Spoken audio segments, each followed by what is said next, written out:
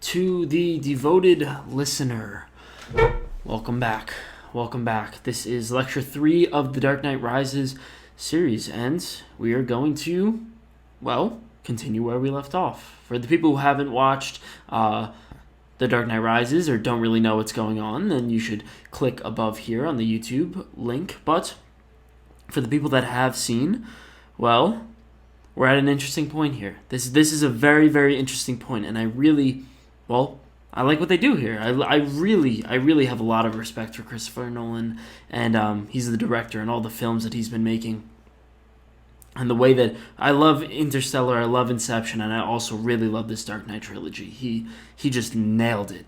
And, I'm going to explore this with you. That's exactly what's going to happen here. So, what happened previously, as a little recap of Lecture 2, is he put all of his faith, Batman put all of his faith in, let's say, the feminine, right? He put all of his faith in his anima. He put all of his faith in this thing in which is undeveloped, thing in which he is somewhat fragile in, right? Incredibly fragile, and they betray him, and what happens is Catwoman or Anne Hathaway kind of leads him down into Bane, and you could say that sort of both of them do this. Both of them sort of lead them to this place where he's absolutely screwed, and they betray his trust, and it's a powerful idea.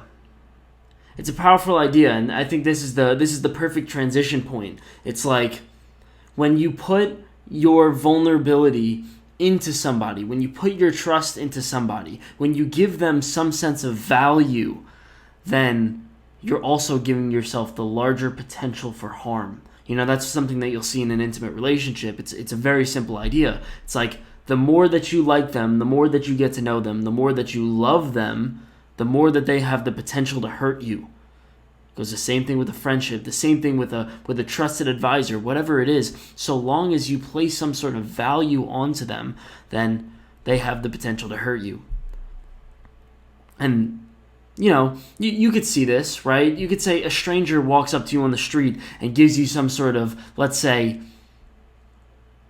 snide comment. It's definitely going to bother you, but not as much as if your intimate partner gives you a snide comment, because, they know you, right? They know you so much better than a stranger does. And this is something you'll see. This is something that Jordan Peterson pointed out in an intimate relationship. Something like whenever you okay, so let's go with the idea that cheating is one of the worst potential things that could happen in a relationship. If someone were to cheat on you, and if someone were to cheat on you, then you put your trust into them and they broke your trust. And unfortunately, this is something like an epidemic, because 56% of men cheat in marriages and 49% of women cheat in marriages. And that doesn't quite make sense to me. The numbers are pretty disputable. It goes up to, I think, 70% and goes down to something as low as 15%. So they're disputable numbers, but I think we could come to realize that for whatever reason, cheating is such a scary thing to worry about in a relationship. It's like, okay, you put all of your trust in one person. You make a contract saying that you're not going to sleep with other people, and one person breaks the contract. And this is really essentially what happens to Batman here, and I'll show you how it plays out. So what happens is he gets absolutely crushed by Bane, right? And Bane has a good quote here. He says, "Victory has defeated you." It's a paradoxical statement, and what it really says is it's made you weak, right? You become weak after these 8 years of stagnation, after these 8 years of, non-liberation, of constricting yourself in terms of your, the truth. And since Bane is the liberator, clearly he's going to be the one to open up the floodgates. He's going to be the one to open up the truth. And that's why Catwoman leads him to Bane, right? That's sort of the symbolic transformation here. And what happens is Bane now uncovers the stored artillery within Wayne Enterprises. So all of his Batmobiles, every single thing that he has, every single piece of artillery, every single piece of weaponry, it's now Bane's, and Bane has full control over it. And also he storms Wayne Towers, and he gets control over, Lucius Fox and the the reactor. So really, he's got control over everything that Batman owns. He's essentially got. And this gets back to the cheating idea. So the cheating idea is a really great idea that Jordan Peterson proposed. He said that whenever someone that you put your trust into, like an Anne Hathaway, Catwoman character, what you do is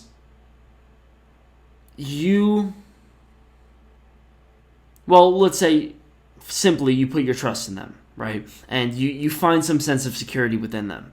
Well, when they come to betray you and do something that's, we'll say, wrong, not only do you become disoriented, right? Let's say you walk in on them cheating on you, or they tell you that they cheated on you. Not only do you become disoriented and say, wow, right now, in this current moment, in the present, I am feeling like crap, but my future is also unknown, right? My future is completely screwed, and also, maybe my past is also screwed, right? Maybe I had this vision of security and love and peace in the past, and that idea was completely wrong. It was completely naive because, this person cheated on me. So I'm going to spend, let's say, the next, 2 years of my life just trying to piece back what exactly went wrong and what I could have done better in the past, because, clearly I was somewhat inadequate. If you're thinking clearly, you're saying, okay, maybe there's something that I could do that I did in the past that will make sure that it doesn't happen into the future. And that's how our brains are wired, and that's essentially what you're going to be doing on end until you find something that's, we'll say, worthwhile. And that's the idea of him coming into Wayne Towers, right? The idea is even he's penetrating every single part of Batman's, we'll say, spirit, soul, whatever you want to say, mind, psyche, and not only that, but he's going into his past, right? He's going into all of the things that he's created, all of the things that he's built, all of the structures that he's established, the mental models, the conceptions of the world, all of those things, he's taking them and he's taking possession over them. And that's exactly what happens when, someone hijacks your past. When you get cheated on and you say, wait a second, maybe my past wasn't the same. Maybe the model that I created in the past of the world was flawed because I thought I was doing the right thing, but clearly it had the wrong outcome. So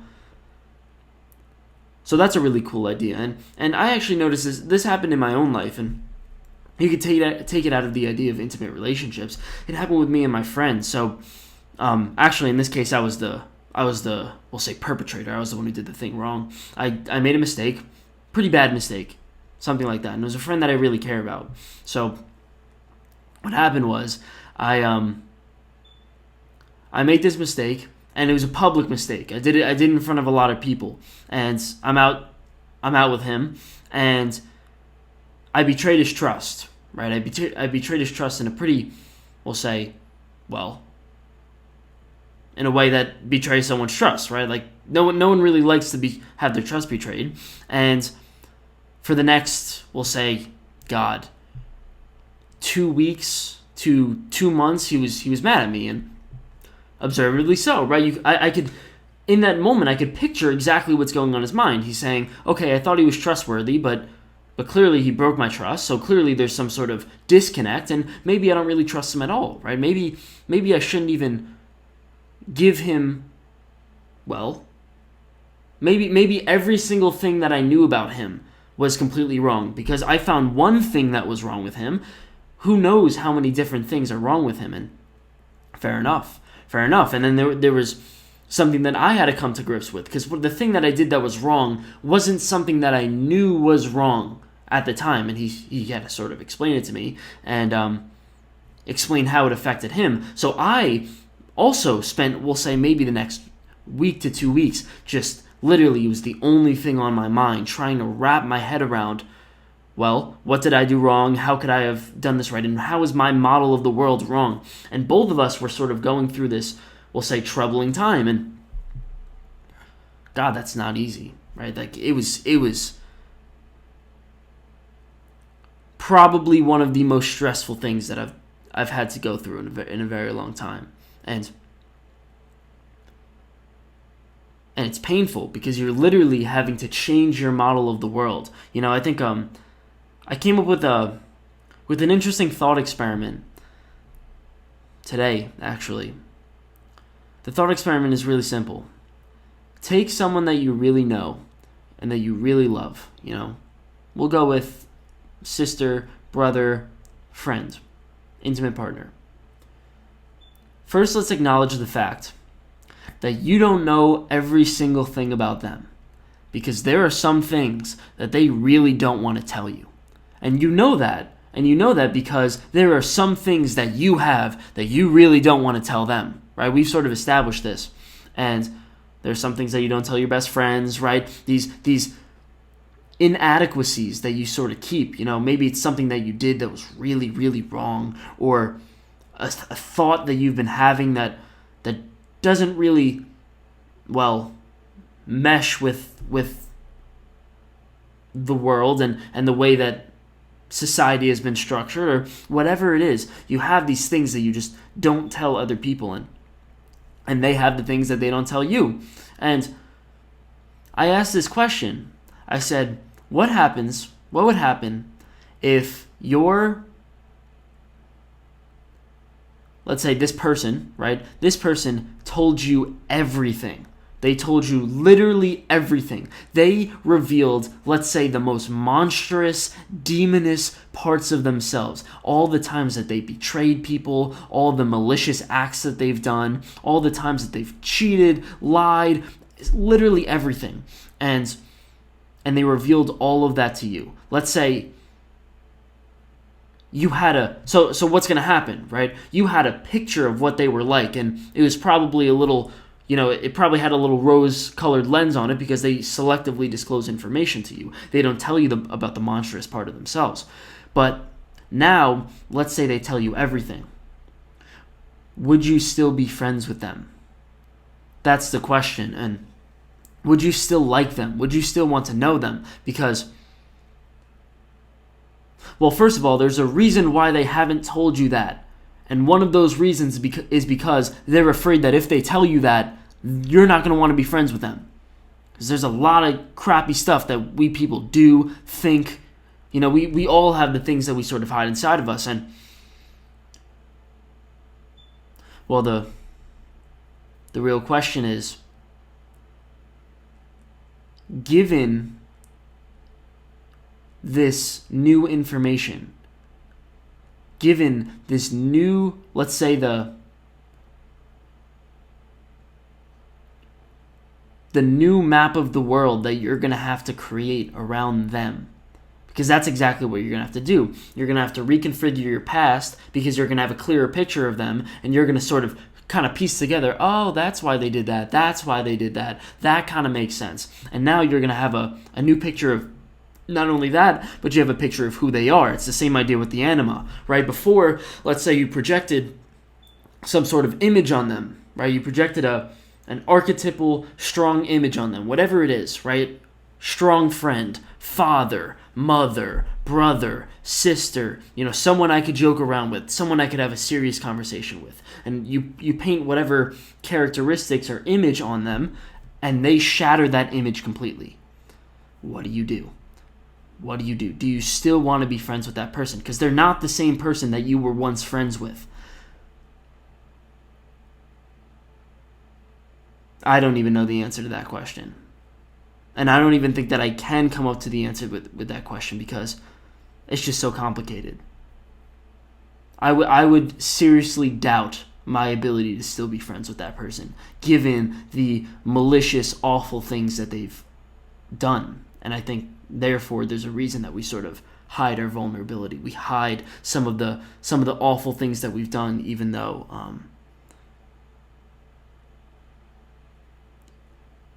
there's we'll say a mythological call to open up, right? All of these movies sort of detail the opening up process of how you can show more of yourself and be more vulnerable and open up your trust, typically the more romantic stories. And, well, let's just say there's a reason why people don't.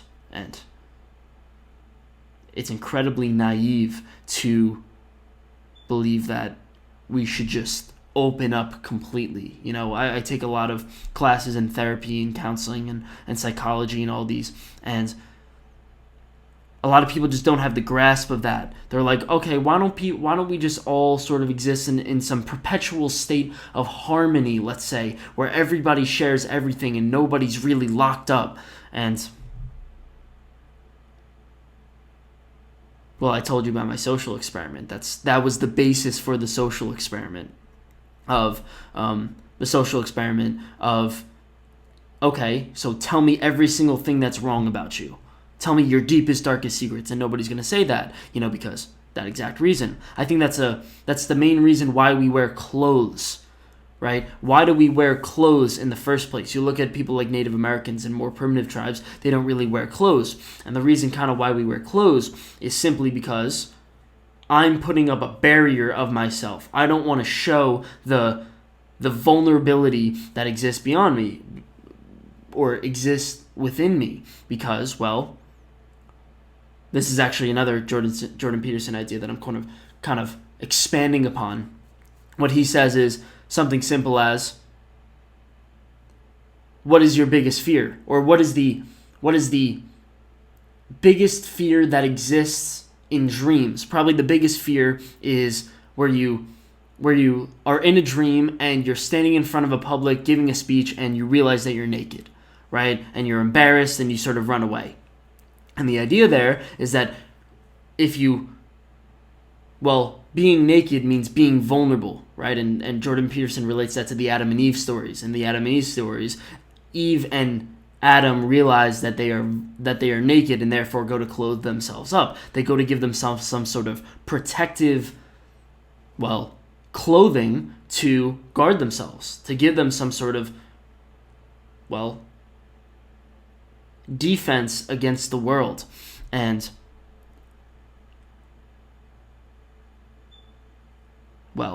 there's a reason why we do that, right? There's a strong reason why we do that. And the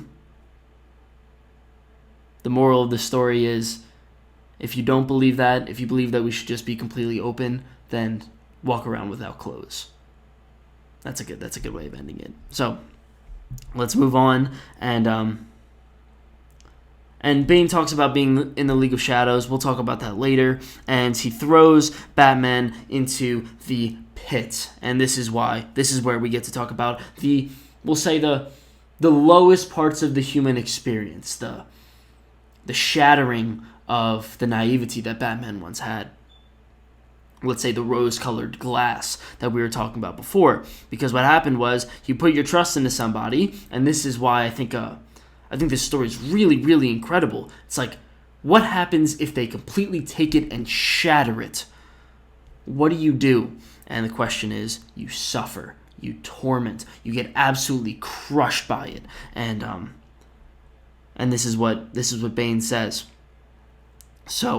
So Batman, or Bruce Wayne, says, are you going to torture me? And he's like, I'm not going to torture your body. I'm going to torture your soul. I'm going to torture your spirit. And that's exactly what I meant when I said I was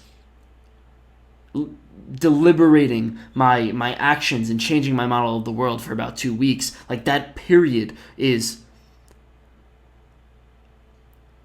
somewhat resembling hell on earth, because I think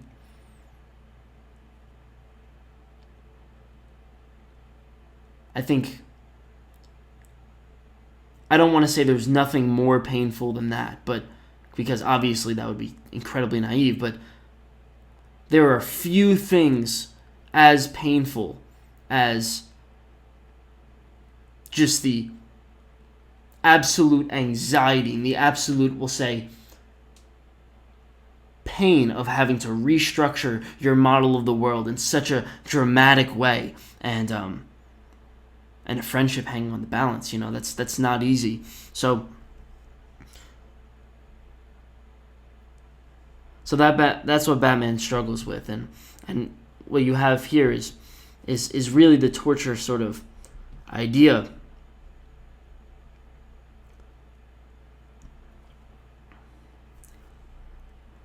It's a really interesting idea.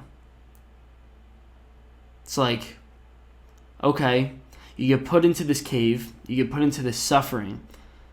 What do you do about it, right? What do you do about it? And the answer doesn't seem as obvious as you'd think, right? The answer seems like something like lay there and die, right? Because that's what Batman does. He's sitting there and he's got a broken back and he's got all of these, we'll say, maladies going on within him, and he's defeated, right? He's defeated. And, well, this is actually a great...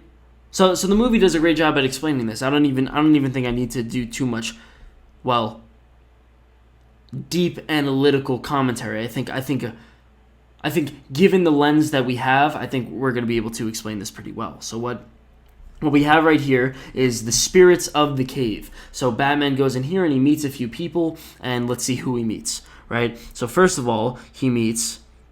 Who do we want to meet first? This is probably the best guy. This guy right here. Batman's trying to get all, we'll say, excited, right? Trying to get his hope back. And you have right here the spirit of nihilism. You have the spirit of no hope and, well, giving up, right? This guy is the spirit of giving up. He says, Batman says, I don't want to die in here. And the nihilistic spirit says, here, there, what's the difference, right? So that's one of the, let's say, when you're in your pit of hell, when you're in this moment of despair, your partner just cheated on you, you just lost a friendship, you lost a group of friends, you lost, let's say, you moved to a new place, like all of these things happen. You got to fight this, we'll say, spirit of giving up, because this is why so many people stay in the pit. Then you also got to fight against, who else we got? We got to fight against Ra's al Ghul. Ra's al Ghul comes back to him in sort of like a dream image. And, well, you might ask the question, what the hell does that mean? Because I think that's a pretty good question. But Ra's al Ghul is clearly the... Well, you saw him in the first movie. He's the representation of unbridled rationality. Just really, really, we'll say, strict punishment and rationality. That's a good way of putting it. And Ra's al Ghul tells it to him straight. That's what he does. He gives him the facts. And he says, the only victory you could achieve is a lie. And he's right. He's right. He's telling him about the Dark Knight. And he's saying in the Dark Knight, you lied to win. And he's not wrong about that. So Batman's got to sort of fight that off. He's got to fight off the lies. He's got to fight off the, we'll say, the spirit of doubt. The spirit of, whenever you're struggling with something, you always have that. Let's say you try to achieve a goal. You try to run 100 yards. When you try to run 100 yards, by around, let's say, yard 40 to 60, there's that little voice in your head saying, stop. Just please stop. This is miserable. Like, what are you doing this for? And that doubt is sort of the idea that Ra's al Ghul represents. And then you have the good spirits that exist within the cave. You have Thomas Wayne comes and visits him and asks him the perfect question, right? Why do we fall? And, well, we already established in Batman Begins what Thomas Wayne represents. And, well, what is Thomas Wayne doing here? He's taking him out of the pit, right? He's taking him out of the, the Batcave that Batman fell into when he was a young child. And it's a really simple idea here, right? What is Batman thinking as he's trying to come up with solutions? He's trying to think of the tradition and the lessons that he's learned in the past. It's like, good job, right? That's why he thinks about his father. He thinks about the lessons learned from the past and the things that have guided him thus far. It's like, good job. That's Thomas Wayne, the representation of something like tradition, God the Father, something like that.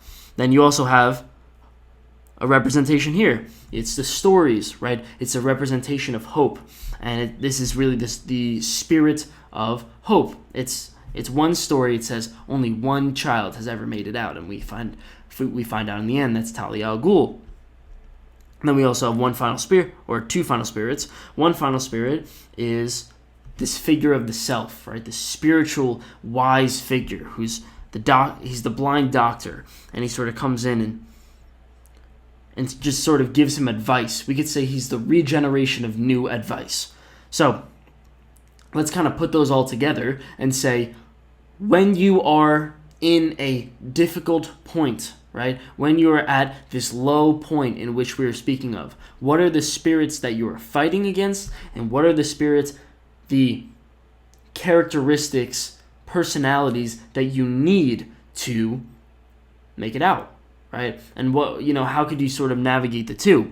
And well, that's the answer for you, right? The answer is use the spirits of the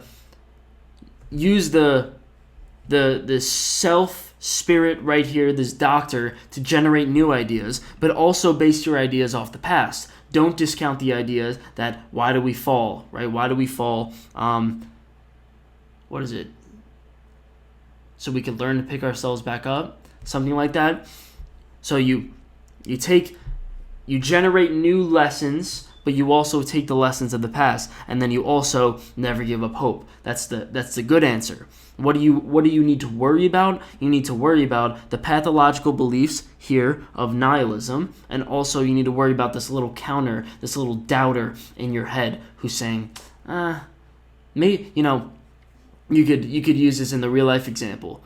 Maybe you weren't even good. Maybe you weren't even a good friend. Maybe you weren't even a good partner. Maybe you just don't even deserve to exist. That's the nihilistic representation. It's like maybe you are just, flawed in every single way possible. And Raz Al Ghul is going to come here and give you some truths about it. He's going to say, hey, listen, you were wrong here, you were wrong here, you were wrong here, and you were wrong here. And, unfortunately, he's right, because in every single relationship, you always do things wrong. We are completely imperfect creatures. And, the thing is, how do you get over that? How do you get over that? You use the lessons of the past, and you generate new lessons of the future. So that's exactly what Batman does. He, I put a comment here. I said, Batman does push-ups, ! Because that's exactly what he does. He's the hero, so he sort of integrates this idea of, the Father, the Spirit, and hope. And he says, I'm not going to die in here. And let's see if I could round about this story here. So we have, let's see. Okay, so I have it here. What happened to my...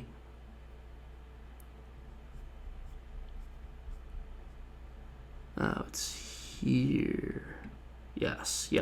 So what happens is Batman, right, Bruce Wayne is, let's say, he's going to make the climb, right? He tries to make the climb, and he uses the lesson of God the Father, right? He uses the lesson of Thomas Wayne. Why do we fall? So we can learn to pick ourselves back up. And it's like, okay, that's smart, right? And this is what we do every single time. It's like, okay, something goes wrong. What do? You use your knowledge base to try to fix it, because hopefully your knowledge base consists of the good representation of the world, and that will sort of fix everything. It's like, what do you do when this desk breaks? It's like a screw falls out. Well, what do? You get a screwdriver and you put it in. And if the screwdriver doesn't work, then you go to plan B. But the first thing that you try is to get a screwdriver and put the screw back in. So that's exactly what Batman does. And the problem is it doesn't work, right? It just doesn't work. And he fails. This is him. This is his hair right here. He's hanging upside down. Things are really not going well. And the idea in this cave is that you got to climb up, and it is a very big climb, so if you fall, then you die. And then what happens is he gets this the spirit talks to him. I don't know how to properly conceptualize him. We could say he's the new generation of ideas. So that's exactly what happens. He says, you must climb without the rope. You must climb without the harness that is going to literally save your life. And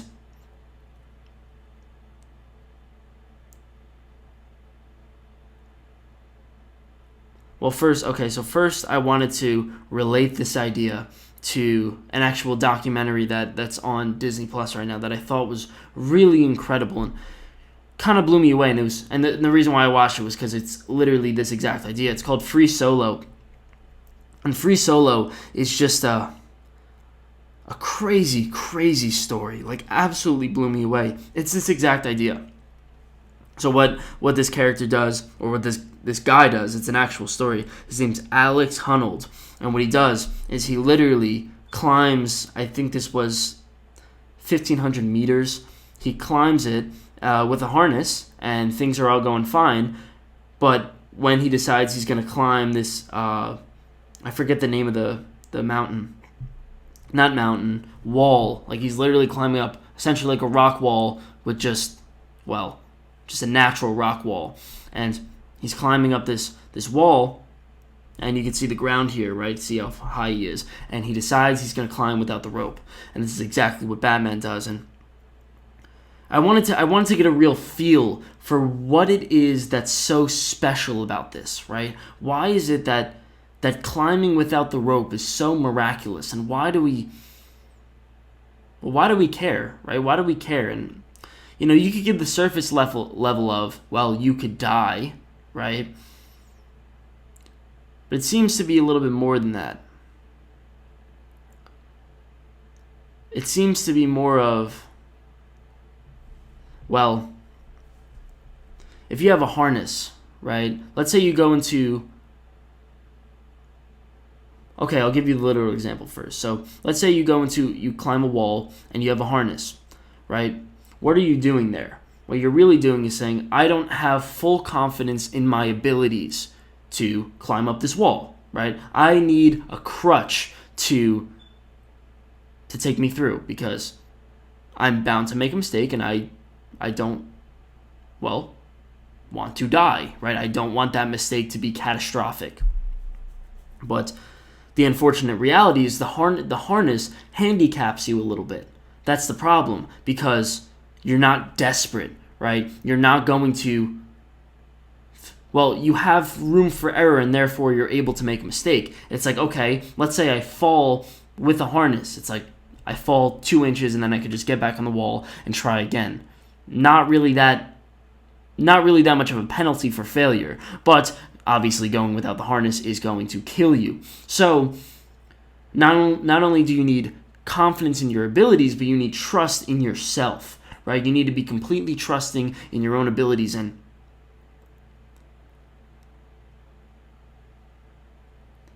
not be weighed down by this crutch, weighed down by this harness. And it's a really interesting way of viewing life, right? And what this guy this guy did this in real life, and absolutely incredible.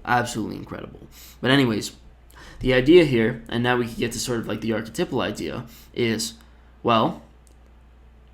let's say you have something like clothes. Let's say you have something like the barriers that we put between people, these trust barriers that we, decide to leave up so that we don't expose our vulnerabilities.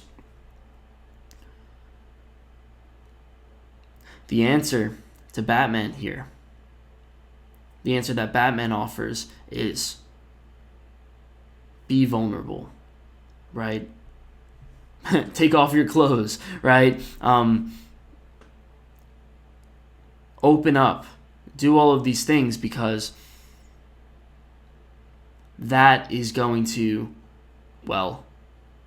that is your all in. That is your all in. That is going to be the thing that finally opens you up and finally lets you, let's say, see See whatever it is that you're trying to see. See whatever it is that's incredibly important. And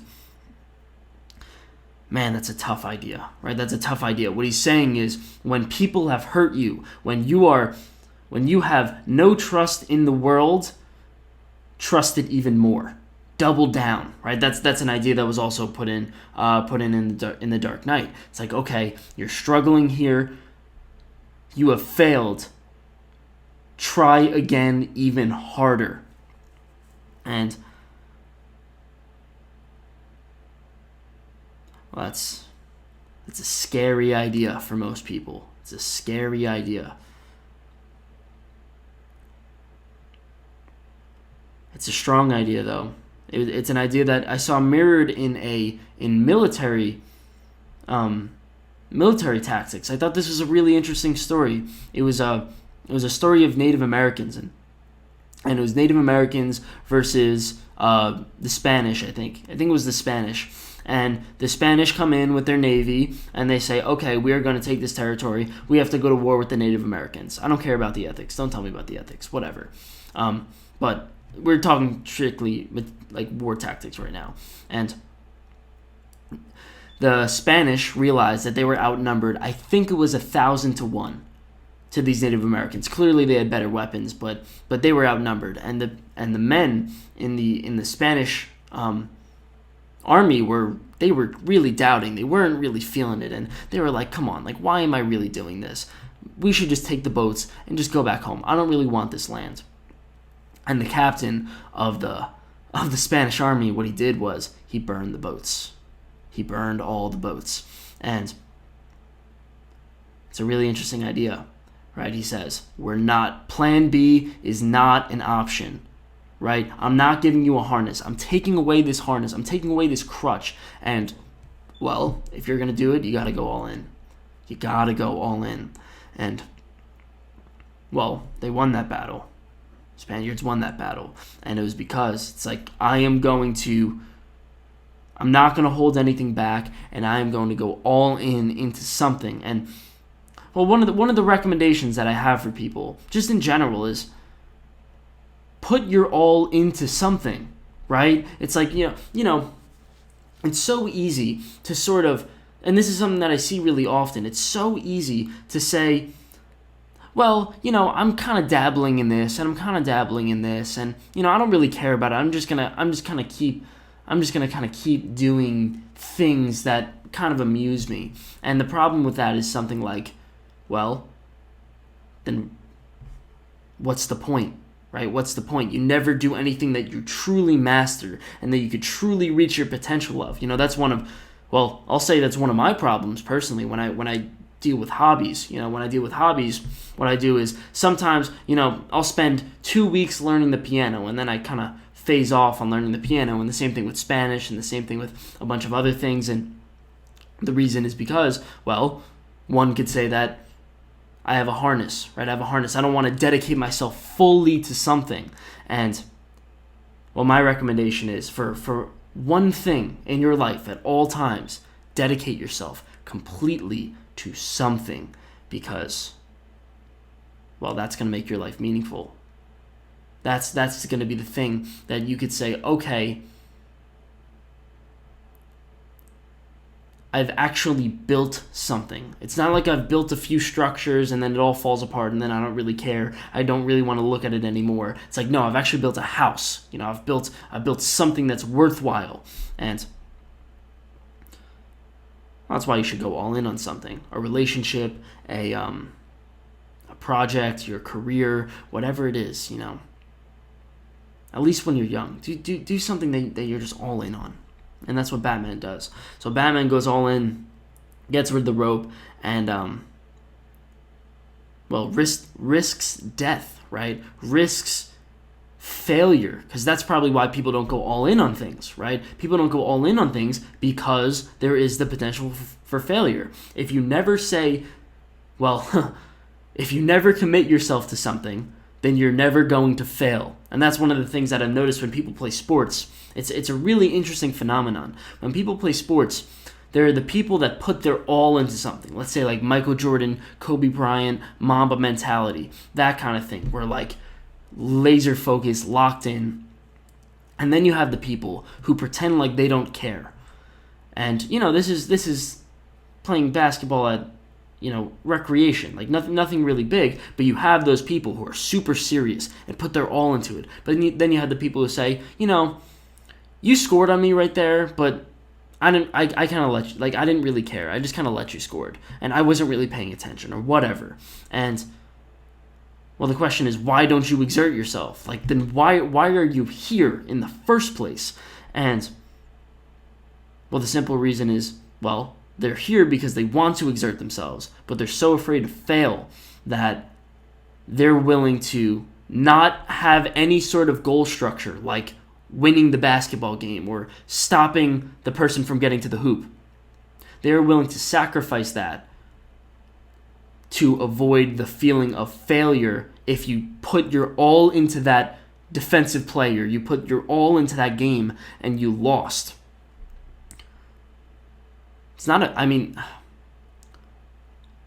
It's a reasonable strategy. It's just the wrong strategy. Like there's no other way to put it. And I think that's just one of those things you kind of catch yourself doing. I have a few friends who do that, and I try to catch them whenever they do it. But I think that's a good place to stop, actually. Yeah, because so Batman makes his way out, and he makes his way out of the pit. So this lecture was getting out of the pit. When you are screwed, what do you do when you are, well, at the lowest point? But now, next lecture, it seems we are going to get into the idea of how to recover, how to keep going. And well, I'll give you a little hint.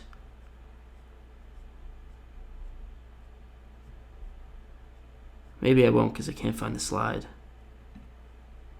Nope. Right there. There you go. The answer is trust more, right? Trust more. And this is what Batman does. He decides to keep trusting. And well, that's what we're going to see. That's what we're going to see in the next lecture. So that's good for now.